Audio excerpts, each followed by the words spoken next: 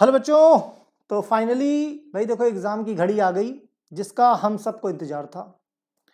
आज की क्लास कुछ चीजें जो एग्जाम के टाइम पे तुमको याद रखनी है, जो अक्सर कहते ना एग्जाम देने जाओ। आज मैं ये नहीं बताऊंगा कि तुमको क्या पढ़ना है और क्या नहीं पढ़ना है। ऑलरेडी पूरे साल बहुत सारे वीडियोज में मैंने ये सारी बातें करके रखी। आज मैं सिर्फ जो चीजें बताने जा रहा हूं जो एग्जाम टाइम पे तुमको ध्यान देनी रहती हैं और तुम ध्यान नहीं देते हो, राइट। उन सब चीजों के बारे में आज मैं बताने जा रहा हूं, ठीक है। तो भाई पॉइंट लिख दिया जाए। एग्जाम, यस, बहुत समय नहीं लिया जाएगा। देखो आज की स्टेज तुम्हारी ये है कि तुमको कुछ नहीं आता। तुमसे पूछा जाए तो मैक्सिमम बच्चों का कहना यही है कि हमारा कुछ भी, हेलो, ठीक है ना, कि हमारा कुछ भी तैयार नहीं हो रहा है। मीन्स जितना कुछ साल भर में पढ़ा था वो सब भूल गए हैं। तो देखो फैक्ट है कि भाई जाहिर सी बात है, जो तुमने 8 या 9 महीने में पढ़ा, 8 या 9th मंथ में तुमने पढ़ा, इसको तुमको 24 घंटे के अंदर सब कुछ रिवाइज कर लेना है, और एक नहीं सारे सब्जेक्ट। तो जाहिर सी बात है दिमाग पे इतना लोड लेने की तुम्हें आदत नहीं है, तो ब्रेन तुम्हारा क्या कहता है कि कुछ याद नहीं आ रहा है। लेकिन ऐसा बिल्कुल भी नहीं है। चीजों को जब तुम एग्जामिनेशन हॉल में जाओगे, अभी तुम्हारे पास जितने सब्जेक्ट हैं सारे सब्जेक्ट सोचते हो, सारे सब्जेक्ट पढ़ने का है। एग्जाम टाइम पे जाओगे तो अब जैसे आज है, आज के दिन तुमको कुछ नहीं देखना है, सिर्फ सेकेंड ईयर वाले कम्युनिटी फार्मेसी देखेंगे, फर्स्ट ईयर वाले फार्माकोग्नोसी देखेंगे।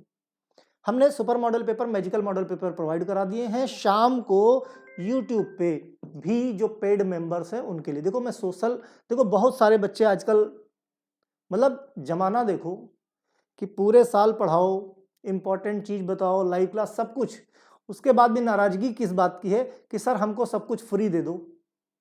उसमें भी कोई दिक्कत नहीं, मैं फ्री भी दे दूं, है ना। लेकिन समस्या इस बात की है कि मैं अगर फ्री डाल दूं तो फिर वो 10 मिनट बाद हर चैनल पे दिखने लगेगा, कोई वैल्यू नहीं रह जाती है उस कंटेंट की। यही एक वजह है कि चीजें थोड़ा सा सिक्योर करनी पड़ती है। तो जो पेड मेंबर्स होंगे उनको शाम तक फार्माकोग्नोसी और कम्युनिटी फार्मेसी का लाइव क्लास के बाद मैं अपलोड कर दूंगा, ठीक। अब उसमें बच्चे, सर ने धोखा दे दिया। यार सारा धोखा सर ने दिया, तुमने नहीं दिया। कितनी महंगी फीस, 159 का मेंबरशिप है मात्र यूट्यूब पे, कोई ज्यादा है क्या है। और अगर उससे एक नंबर भी बढ़ जाए, या 1200 रुपए में पूरे साल पढ़ाते हैं हम, 2 लाख रुपए लेके भी तुम्हारे कॉलेज वाले जो नहीं पढ़ाते, हम 1200 में सारे सब्जेक्ट। सिर्फ हम कंटेंट ही नहीं देते, कंटेंट के साथ हम टेस्ट सीरीज भी देते हैं। टेस्ट सीरीज के साथ हम एग्जाम आएगा तो इंपॉर्टेंट मॉडल पेपर भी प्रोवाइड करवाते हैं। ठीक, पूरे दिन में 1 घंटा मैंने निकाल के रखा है सिर्फ बच्चों से बात करने के लिए। उनके डाउट फोन पे भी हम सॉल्व करते हैं, लाइव क्लास में भी, जरूरत पड़ने पे वीडियो कॉन्फ्रेंसिंग भी की जाती है। अब सोच के देखो कि इस 1200 रुपए में तुम क्या करो। और इसमें भी इस साल तो क्या हुआ है कि मंथली मैंने 400 लगा दिया। तो बच्चे क्या करते हैं कि जो साल भर नहीं पढ़े उनको पता चला 400, जितना फायदा मतलब पूरे साल का है, ये 400 में पूरे साल का पढ़ रहे हैं। कोई दिक्कत नहीं, मैंने कहा जिस तरह से सहूलियत मिलती है, उसके बाद भी अगर ये इल्जाम लगे कि नहीं सर ने धोखा दे दिया तो ये अच्छी बात नहीं है। कॉलेज में एक छोटा सा काम होता है, छोटे छोटे से काम, ठीक है, 5000 दे दो, 7000 दे दो, 2000 दे दो, शौक से दे देते हो। लेकिन कोई इंसान अगर ईमानदारी से पढ़ाता है तो ईमानदारी की रिस्पेक्ट करो, मेहनत की करो, ठीक। उल्टे सीधे कमेंट करने की कोई जरूरत नहीं है भाई। किसी को किसी ने बांध के नहीं रखा, हमारी पूरी कोशिश पहले दिन से रही है। सबको मालूम है कि दिसंबर तक मेरा चैनल पेड नहीं था, मेरे पास कोई एप्लीकेशन नहीं था। 1.5 साल 2 साल पहले मैंने यूट्यूब चैनल चालू किया, और दिसंबर तक, इसी दिसंबर तक मैंने टोटली फ्री पढ़ाया, 1 पैसे किसी बच्चे से चार्ज नहीं किए। लेकिन जब मैंने देखा कि कंटेंट चोरी हो गया तो भाई जाहिर सी बात है तुम्हारे फायदे के साथ साथ हमें अपने कंटेंट को भी देखना है। फिर हमें सिक्योर करना पड़ा, फिर हमने चीजें एप्लीकेशन बनवा ली, वहां पे पेड मेंबरशिप यूट्यूब पे लगा दी। अब यूट्यूब पे से भी चीजें उसके बाद भी चोरी होती है, तो हमने कंटेंट थोड़ा सा सिक्योर करने के लिए एग्जाम को 9 बजे रात में, एग्जाम के 1 दिन पहले, भाई पहले तो मेरी प्लानिंग थी यूट्यूब पे दूंगा ही नहीं, एप्लीकेशन पे रहेगा। लेकिन फिर दिमाग में आया बच्चे बहुत परेशान, है ना, जेन्युइन समस्या कुछ बच्चों के साथ होती, मैं एक्सेप्ट करता हूं इस चीज को, गेहूं के बीच में घुन पिस जाते हैं कई बार, है ना। तो मैंने सोचा चलो ठीक है, एग्जाम के 1 दिन पहले मैं यूट्यूब पे भी डाल दूंगा, एक रात सफिशियंट होती है पढ़ने के लिए, ठीक। भाई लास्ट ईयर राजस्थान बोर्ड हुआ, हमने 1 रात पहले दिया, तमिलनाडु बोर्ड हुआ, असम बोर्ड हुआ, आंध्र प्रदेश हुआ, सारे बोर्ड में मैंने, इवन उड़ीसा बोर्ड, एक रात पहले ही मॉडल पेपर दिए। एप्लीकेशन पे 2 दिन पहले पढ़ जाते हैं, 3 दिन पहले पढ़ जाते हैं, वो ठीक है, कुछ तो सहूलियत। टेस्ट एप्लीकेशन पे टेस्ट सीरीज, मॉडल पेपर, मतलब सब कुछ कंप्लीट पैकेज इस बार 1200 रुपए में सब कुछ मिलेगा। ठीक है, तो कहीं कोई कुछ सोचना नहीं है। और रही बात एग्जाम की, इतना मैंने पढ़ा दिया है कि कोई भी बच्चा अगर उसने मुझसे पढ़ा है वाकई में ईमानदारी से, तो किसी में हिम्मत नहीं है कि उसका कोई भी क्वेश्चन, मतलब मैं ये नहीं कहता कोई क्वेश्चन छूट जाए, एक आध क्वेश्चन बाहर का छूट सकता है, मैं कहता हूं कोई क्वेश्चन बचेगा नहीं और कोई क्वेश्चन छूटेगा नहीं। कुछ चीजें ध्यान रखना, एक चाहे जितना बिजी शेड्यूल हो, तुम लोगों की आदत क्या है कि सर ने बोला 3 घंटे यूटिलाइज करना, पेपर मिला नहीं कि लिखना शुरू, मतलब क्वेश्चन भी नहीं ढंग से पढ़ा और लिखना शुरू कर दिया। चीजों को ध्यान रखो, जो बताने जा रहा हूं बहुत बारीक चीजें हैं। जैसे ही एग्जामिनेशन हॉल में जाओ, कोशिश करो पहले चीज तो किसी भी तरह का कोई वॉलेट वगैरह लेके मत जाना।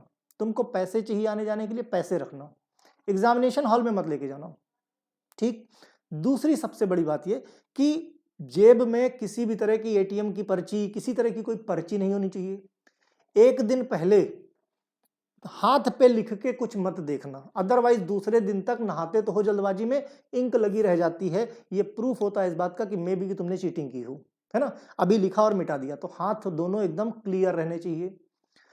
और खास चीज ये, लाल पेन और हरे पेन का इस्तेमाल एग्जाम के दौरान बिल्कुल मत करना। इवन येलो भी मत इस्तेमाल करना। लाल और नीला तुम्हारे पास राइट नहीं इस्तेमाल करने का। येलो पेन का इस्तेमाल इसलिए मत करना क्योंकि येलो पेन साफ विजिबल नहीं होता है। जेल पेन का इस्तेमाल खाली इसलिए नहीं करना कि एक साइड लिखोगे, पेजेस बहुत हल्के होते हैं, एक साइड लिखोगे दूसरी साइड छप जाएगा, बहुत गंदा दिखने लगता है। कोई भी क्वेश्चन छोड़ के मत आना। जैसे ही पेपर मिलता है, घड़ी देख के, घड़ी को हमेशा सब घड़ी लेके जाना और घड़ी को सामने रख देना।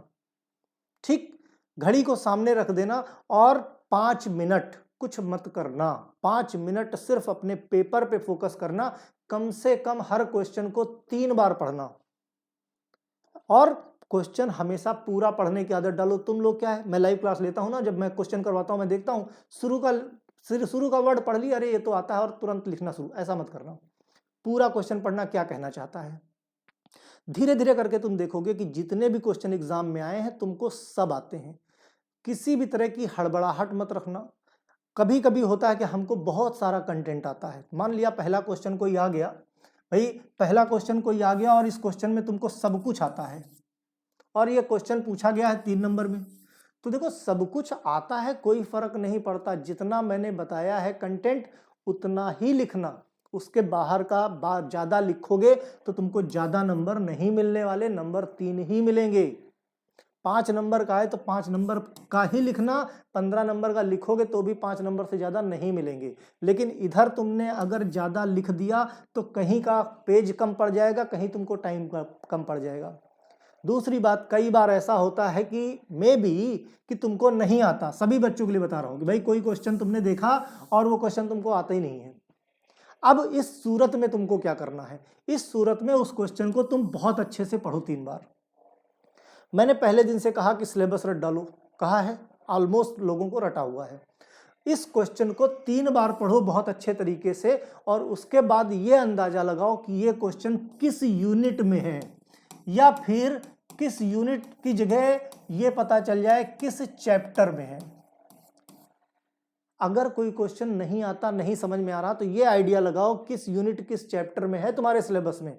उसके बाद अगर तुमको ये आइडेंटिफाई हो गया तो उस यूनिट या उस चैप्टर का कुछ भी लिख के इसमें चले आना। चीजें रिलेवेंट होती हैं, एग्जैक्ट इसने क्या पूछा तुमको नहीं पता, लेकिन उसी से चीजें रिलेवेंट तो मिलेंगी, तुमको पास होने भर का नंबर मिल जाएगा।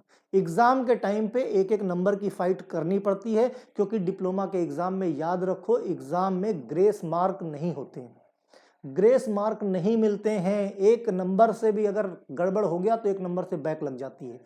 तो फाइट एक एक नंबर के लिए। ये मत सोचना कि ये क्वेश्चन यार 3 नंबर का है, ये क्वेश्चन 2 नंबर का, ये क्वेश्चन, इस पे ध्यान नहीं देते, हम 5 नंबर पे ज्यादा फोकस करते हैं। जितने छोटे क्वेश्चन होते हैं वो उतने ज्यादा स्कोर करते हैं। 1 नंबर के क्वेश्चन सबसे ज्यादा स्कोरिंग होते हैं, चाहे वो एमसीक्यू के फॉर्म में हो, चाहे वो आपका फिल इन द ब्लैंक्स के फॉर्म में हो, चाहे आंसर इन वन वर्ड हो, चाहे आंसर इन वन सेंटेंस हो। एक नंबर का आया तो एक नंबर में नंबर कटता नहीं, पूरा एक नंबर मिल जाता है।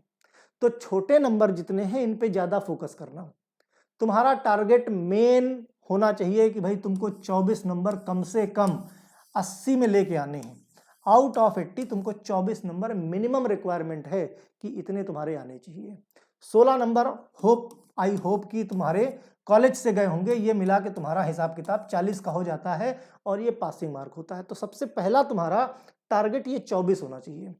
इस 24 का जब स्कोर कर लिया उसके बाद बिंदास, कोई क्वेश्चन याद रहे एग्जाम में कुछ भी हो जाए, पहली चीज तो कोई ऐसा क्वेश्चन नहीं होगा मुझसे पढ़ने वाले बच्चों का कि जो बाहर का आ जाए। दूसरी सबसे बड़ी चीज, अगर कोई क्वेश्चन आता है बाहर का तुमको ये ट्रिक लगानी है, ठीक, कोई भी क्वेश्चन छोड़ के नहीं आना है एग्जाम में, इतना ध्यान रखना। और जितना मैंने बताया उसी हिसाब से लिखना है। कोई भी चीज, और 2-3 चीजें, गर्मी का मौसम है, ठीक, गर्मी का मौसम है, पानी लेके जाना, कोई भी बच्चा हड़बड़ाहट में छोड़ना मत, खाना और नाश्ता करके जाना। कई बार होता है तुम लोग हड़बड़ाहट में खाएंगे नहीं, एग्जाम के बाद में खाएंगे, बच्चों को डिहाइड्रेशन हो जाता है। कोशिश करना कि जो बोतल पानी की हो उसमें ग्लूकॉन डी घोल के ले जाना, है ना, बीच बीच में तुमको एनर्जी की जरूरत पड़ेगी। क्योंकि मैंने देखा है कि तुमको चीजें आती हैं लेकिन अगर ब्रेन को एनर्जी नहीं मिलेगी तो ब्रेन सोच नहीं पाएगा। तो उस वक्त तुम्हारी जिम्मेदारी है कि तुम्हारा ब्रेन अच्छा काम करे, तो उसके लिए तुम एनर्जी लेके जाओ साथ में। चूंकि सेंटर तुम लोगों के दूर गए हैं इसलिए नाश्ते और खाने की व्यवस्था रखना, बाहर का अवॉइड करना, क्योंकि बारिश का मौसम है, अनहाइजीनिक चीजें जाती हैं, फूड पॉइजनिंग हो जाती है। कोशिश यही करना, जंक फूड और बाहर के स्ट्रीट फूड को ज्यादा से ज्यादा अवॉइड करो। कोशिश करो घर से, किसी के घर में मांग के पैसे दे के भी अगर तुम्हें खाना पड़े तो घर का खाना ही एग्जाम टाइम तक के लिए, बाद में एग्जाम हो जाए तुम्हें जो मन करे वो खाओ, एग्जाम के टाइम पे बीमार मत पड़ना, ठीक। शुद्ध पानी पियो और शुद्ध खाना खाओ, खाना थोड़ा कम खाओ, पानी थोड़ा ज्यादा पियो। नींद भरपूर लेनी है, कम से कम 6 से 7 घंटे की नींद लेनी है। मैंने उस दिन भी बताया था तो बच्चों ने कहा सर 2 घंटे की नींद आ जाए बहुत बड़ी बात है। तो विश्वास मानो अगर तुम 2 घंटे की नींद लोगे तो पूरा एग्जाम नहीं दे पाओगे। नींद पे फोकस, और नींद नहीं आती उसके पीछे वजह है तुम्हारा दिमाग चलता रहता है। दिमाग को शांत करो, कोशिश करो 15 मिनट मेडिटेशन कर लिया करो, एटलीस्ट अभी तक नहीं करते एग्जाम टाइम पे ही मेडिटेशन कर लो, दिमाग शांत रहेगा। और जब दिमाग शांत रहेगा तो एक तरफ फोकस हो पाएगा। अभी तुम सब कुछ क्यों भूल जाते हो, सारे सब्जेक्ट को फोकस करते हो, और सबसे बड़ी चीज पढ़ते नहीं हो, खाली फोकस करते हो। पढ़ोगे तो चीजें समझ में आएंगी। तो एग्जाम टाइम पे बिल्कुल समय का और टाइम मैनेजमेंट का ध्यान रखना। कई बार हो सकता है कि ऊपर का पंखा बिगड़ा हो, भाई सरकारी पॉलिटेक्निक में गया है, पंखा बिगड़ा हो, हैंकी लेके जाना, गर्मी का मौसम है, और इस चीज में भागा दौड़ी बिल्कुल मत करना कि भैया पंखा बनवा दो। पेपर मिले, concentrate on your exam only. किसी तरह की चीटिंग करने की गलती से भी कोशिश मत करना, गलती से भी कोशिश मत करना, मतलब बड़ा इशू हो सकता है। तो ऐसे किसी भी इशू में अगर तुमने भी करी तो बगल वाला भी अफेक्टेड होगा। जहां पे तुम्हारी सीट है ऊपर नीचे आगे पीछे सब तरफ देख लेना, किसी तरह का अनवांटेड अगर पेपर पड़ा है तो उसको निकाल के बाहर फेंक देना, खुद निकाल के फेंक देना। अदरवाइज गलती से बाई मिस्टेक, भाई माना कि तुमने नहीं लिखा लेकिन सामने वाला फ्लाइंग स्क्वाड आया उसकी नजर में आ गया, तुम्हारा समय जाएगा ना, तुमसे पूछेगा। तो बहुत चीजों का ध्यान रखना, कितने भी एक्सपर्ट हो चीटिंग की कोशिश बिल्कुल मत करना। एग्जाम में हर चीज को बारीकी से समझने की कोशिश करना। विश्वास मानो कोई भी ऐसी चीज नहीं होगी जो मैंने तुमको कभी ना कभी नहीं समझा रखी, चाहे लाइव क्लास में या किसी वीडियो में। तुम जब एग्जाम दोगे तुमको खुद ये चीज फील आएगी कि ये चीज सर ने मुझे पहले से ही प्रिपेयर करवा दिया था कि इस तरह के क्वेश्चन आ सकते हैं, और अगर इस तरह के क्वेश्चन आए तो तुमको कैसे वहां पे रिस्पॉन्स करना है। बिल्कुल किसी के बहकावे में मत आओ, जिस तरीके से तुमको आता है उस तरीके से लिखो। बहुत सारे कॉलेज वाले कहते हैं सर खाली अंग्रेजी में लिख, बोले हैं कि अंग्रेजी में लिख के आओ नहीं फेल हो जाओगे। अरे मैं कहता हूं उन टीचरों से बोलो जरा कि जब क्लास में आते हो तो एक नोट्स लेके आते हो, एक किताब लेके आते हो, कुछ ना कुछ तो लाते हो, एक एक लाइन पढ़ पढ़ के लिखते हो, देख देख के लिखते हो। जब तुम टीचर खुद नहीं लिख पाता है अंग्रेजी में तो बच्चे से कैसे एक्सपेक्ट कर देता है, कैसी बात है बताओ। मतलब सोच के देखो कितने टीचर्स हैं जो खाली अंग्रेजी में पूरा लेक्चर, यूपीबीटी में कोई है टीचर ऐसा जो पूरा लेक्चर अंग्रेजी में बिना देखे लिखता हो और बोलता हो? होंगे भी तो 1-2% मुश्किल से। फिर बच्चों को मिसगाइड क्यों करना है यार? अब पता लगा जो बच्चा यूपी बोर्ड का है, शुद्ध हिंदी में पढ़ा है, वो अंग्रेजी में लिख ही नहीं पाएगा, फायदा क्या होगा उसका? बेचारा इंग्लिश में लिखने की कोशिश करेगा, उससे सेंटेंस ही नहीं बनेगा।